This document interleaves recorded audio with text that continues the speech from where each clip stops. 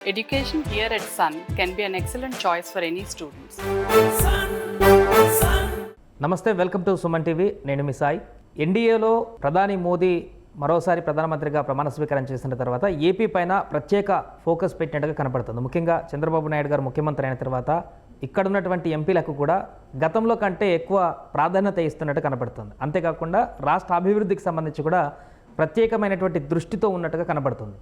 So దీనికి గల కారణాలు ఏంటి, ప్రస్తుత పరిస్థితికి సంబంధించిన పూర్తి వివరాలు తెలుసుకునేటువంటి ప్రయత్నం చేద్దాం. మనతో పాటు Suman TV news chief editor Keshav గారు ఉన్నారు. కేశవ్ గారు నమస్తే. నమస్తే. సో గతంతో పోలిస్తే ప్రధాని మోదీలో ఏమైనా మార్పు వచ్చిందా? ఏపీ పైన ప్రత్యేకమైనటువంటి ఫోకస్ పెట్టడం, ఎంపీలతో కూర్చొని గతంలో లేనట్టుగా మాట్లాడేటువంటి ప్రయత్నాలు చేయడము. ఖచ్చితంగా మార్పు వచ్చింది. ఈ బంధం దృఢమైనది అన్నట్టుగా గతంలో చంద్రబాబు నాయుడు, నరేంద్ర మోడీ గారు ఒకే వేదిక పైన ఉన్నప్పుడు కూడా ఒక ఫార్మల్ మీటింగ్ లా కనిపించేది. ఎప్పుడు కూడా ఆత్మీయమైనటువంటి సమ్మిళితం అనేటువంటి వాతావరణం అక్కడ ఎప్పుడు కనబడలేదు. బట్ ఈసారి ఈ టర్మ్ ఎలక్షన్స్ క్యాంపెయిన్ టైంలో ఉన్న పరిస్థితి వేరు, రిజల్ట్ తర్వాత ఉన్నటువంటి పరిస్థితి. రిజల్ట్ తర్వాత చాలా పెద్ద మార్పు కనబడుతుంది. ఎక్కడ ఏ సమావేశంలో కలిసినా కానీ చాలా ఫ్రెండ్లీ బాండ్ ఎస్టాబ్లిష్ చేసేటువంటి ప్రయత్నం చేస్తున్నారు. ఇప్పుడు టీడీపీ ఎంపీలతో ప్రత్యేకంగా భేటీ అయ్యారు ప్రధానమంత్రి నరేంద్ర మోడీ. దానికి సంబంధించి ఆయన ఒక ట్వీట్ కూడా చేశారు. నా మిత్రుడు చంద్రబాబుతో కలిసి ఆంధ్రప్రదేశ్ని ముందుకు తీసుకెళ్లడంలో కీలక పాత్ర పోషిస్తాం అనేటువంటి ఒక హామీ ఇచ్చారు.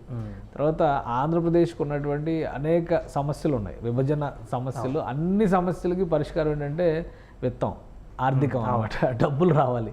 సో దానికి ఏం చేయాలి, పాలసీ పరంగా పథకాల పరంగా అలానే ప్రణాళికల పరంగా ఇచ్చేటువంటి మద్దతు ఇస్తూనే ఆంధ్రప్రదేశ్ని ఈ ఆర్థిక అంశాల నుంచి బయటపడేయడానికి కావాల్సినటువంటి తోడ్పాటు అందిస్తారనేటువంటి సంకేతం అయితే నరేంద్ర మోడీ గారు స్పష్టంగా ఇచ్చారు. అంటే అందులో మార్పు కారణం ప్రేమ అంటారా, అవసరం అంటారా? ఖచ్చితంగా అవసరం కింద చూడొచ్చు. అలానే ఆంధ్రప్రదేశ్ పట్ల దృక్పథం మారినటువంటి పరిస్థితిని కూడా చూడొచ్చు. ఎందుకంటే రెండు విషయాలు ఇందులో ఉన్నాయి. మీరు అడిగిన క్వశ్చన్లో రెండు అంశాలు ఉన్నాయి. ఒకటి ఏంటంటే ఆంధ్రప్రదేశ్కి చేయడం వల్ల నాకేమొస్తుంది అనేటువంటి ఆలోచన బీజేపీ చేస్తుంది అనేటువంటి వాదన మొదటి నుంచి చేస్తుంది.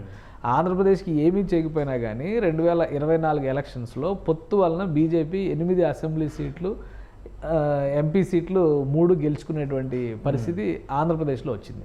సో ఇంకొంచెం ఆంధ్రప్రదేశ్ ప్రజల మనసుని గెలుచుకుంటే కనుక బీజేపీ అడుగు పెట్టడం అంత అసాధ్యమైనటువంటి అంశం కాదు అనేటువంటిది బీజేపీ అధిష్టానానికి, కేంద్ర ప్రభుత్వంలో ఇప్పుడు లీడ్లో ఉన్నది, ఎన్డీఏలో లీడ్లో ఉంది బీజేపీనే కాబట్టి ఆటోమేటిక్గా అది వచ్చింది.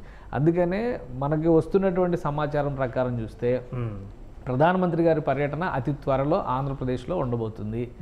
ఈసారి ప్రధానమంత్రి గారి పర్యటనలో ఒక స్పష్టమైనటువంటి ప్యాకేజా, లేదంటే ఒక స్పష్టమైనటువంటి ఒక నిర్దిష్టమైనటువంటి నిర్ణయమా, లేదా ఏదైనా ఒక వరమా, ఆంధ్రప్రదేశ్కి అయితే ఒక పెద్ద స్థాయిలో ఒక పాజిటివ్ రీతిలో ఆయన ఒక ప్రకటన చేయబోతున్నారు అనేది ఢిల్లీ నుంచి వస్తున్నటువంటి సమాచారం. మీరు ఇంకోటి అబ్జర్వ్ చేస్తే ఒకవైపు పోలవరం చాలా ఇంపార్టెంట్ టాస్క్, ఆంధ్రప్రదేశ్లో రాజధాని అది చాలా ఇంపార్టెంట్ టాస్క్. అలానే ప్రత్యేక హోదా అనేది పక్కన పెట్టినా కానీ ప్రత్యేక హోదా స్థాయిలో చేయాల్సినటువంటి పనులు చాలా పెండింగ్లో ఉన్నాయన్నటువంటి విషయం కేంద్రానికి కూడా తెలుసు.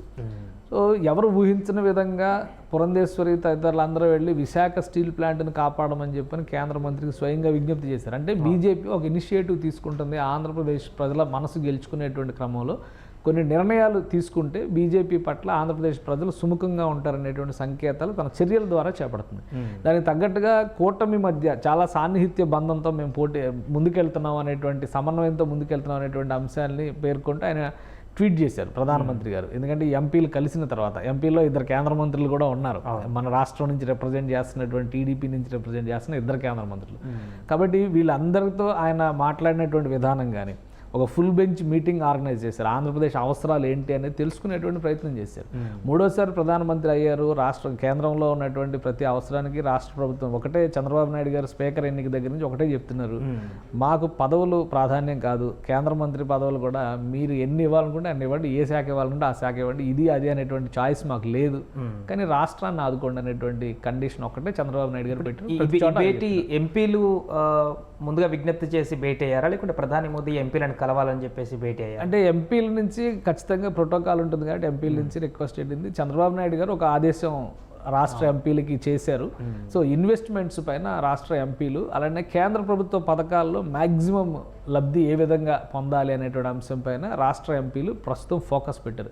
ఇందులో భాగంగా 2 కీలకమైనటువంటి నిర్ణయాలు జరిగినాయి. పోలవరంకి సంబంధించి ఎక్స్పర్ట్స్ కమిటీని ఫారిన్ నుంచి కొంతమంది ఎక్స్పర్ట్స్ని పిలిపించాలనేటువంటి విషయానికి కేంద్ర ప్రభుత్వ గ్రీన్ సిగ్నల్ లేకుండా అవి చేయడానికి అవకాశం లేదు. సో అందుకని జలశక్తి మంత్రిత్వ శాఖకి ప్రత్యేకంగా విజ్ఞప్తి చేసినట్టుగా ఒక సమాచారం ఉంది. వాళ్ళు వస్తున్నారు పోలవరాన్ని సందర్శించడానికి. 29వ తేదీ ఫిక్స్ అయింది. అలానే చంద్రబాబు నాయుడు గారి పర్యటనల సందర్భంలో కూడా కర్ణాటక నుంచి వచ్చినటువంటి కొంతమంది ఇన్వెస్టర్స్తో ఆయన భేటీలు జరిపారు. అమరావతి విషయంలో ఎలా ముందుకెళ్లాలనేది ఎల్ఎన్టీ నుంచి వచ్చి ఎల్ఎన్టీ ఎండి సుబ్రహ్మణ్యన్ వచ్చి కలిశారు. సో ఇవన్నీ వరుసగా ఎందుకు జరుగుతున్నాయి అంటే ఆంధ్రప్రదేశ్లో ఒక యాక్టివిటీ తీసుకురావాలి, ఫైనాన్షియల్ యాక్టివిటీ తీసుకురావాలి, డెవలప్మెంట్ చూపించాలి, ప్రజల్లో ఒక విశ్వాసం పాదుకొల్పాలి, ముఖ్యంగా ఇన్వెస్టర్స్కి ఒక భరోసా ఇవ్వాలి.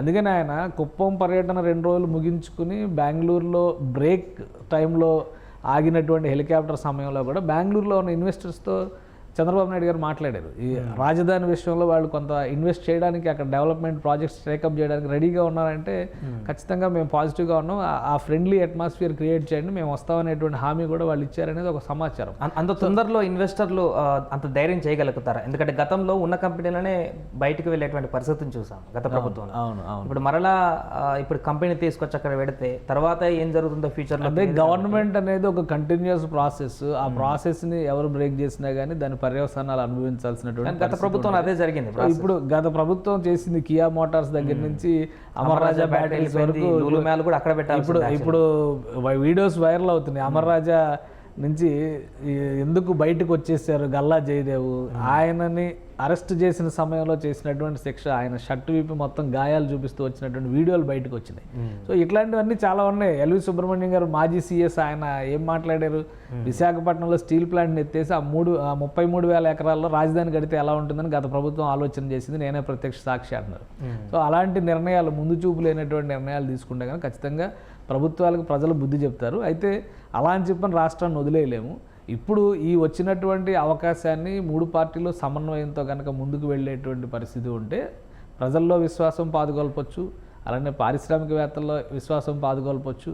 ఎక్కడ అవకాశాలు అక్కడే వచ్చేలాగా ప్రభుత్వం చర్యలు తీసుకోగలిగితే కనుక ఆంధ్రప్రదేశ్ సమస్యల్ని వీలైనంత తొందరగా పాత గాయాలను మాన్చి మళ్ళీ ఒక గాడిలో పెట్టడానికి అవకాశం అయితే ఉండొచ్చు. అందుకనే పోలవరం, అమరావతి, ఇన్వెస్ట్మెంట్స్కి సంబంధించినటువంటి అంశాలు వీటిపైన ఎక్కువ ఫోకస్ పెడుతున్నారు చంద్రబాబు నాయుడు గారు. ఆ దిశలోనే ఎంపీలకు కూడా ఆయన డైరెక్షన్స్ ఇచ్చారు. అందుకనే కేంద్ర ప్రభుత్వ సహకారం కోరదు. అందుకే నేను చెప్తుంది కూడా అతి త్వరలో ఢిల్లీ నుంచి ప్రధానమంత్రి ఆంధ్రప్రదేశ్లో పర్యటించేందుకు కావాల్సినటువంటి ఏర్పాట్లు జరుగుతున్నాయి. అది ఏ కార్యక్రమం అనేది రాష్ట్ర ప్రభుత్వం నుంచి క్లారిటీ వస్తుంది. బహుశా ఈ నెలలో, జూలై నెలలో జరిగేటువంటి అవకాశాలు ఉన్నాయి. ఈసారి పర్యటనకు వచ్చేటువంటి సందర్భంలో ఆంధ్రప్రదేశ్కి ఖచ్చితంగా ఆయన వరాలు ఇస్తారు అనేటువంటి సంకేతాలు అయితే కనిపిస్తున్నాయి. ఈ వ్యవహార శైలి, వీళ్ళ మధ్య బలపడుతున్నటువంటి సంబంధ బాంధవ్యాలు కూడా దాన్ని బలపరుస్తున్నట్టుగానే మనం చూడాల్సి ఉంటుంది.